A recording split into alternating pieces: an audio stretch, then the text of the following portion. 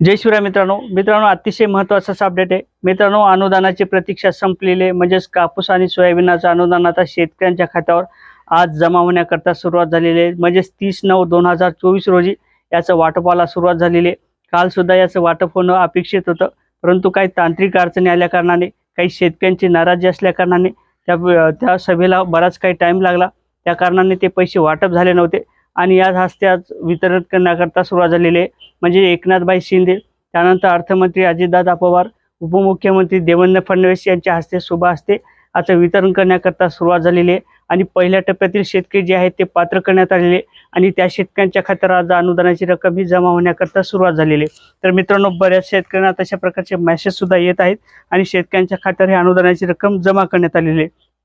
तर पहिल्या टप्प्यात जवळपास 50 लाख शेतकरी यामध्ये पात्र करण्यात आलेले आणि या 50 लाख शेतकऱ्यांच्या खात्यावर ही अनुदानाची रक्कम जमा होण्याकरता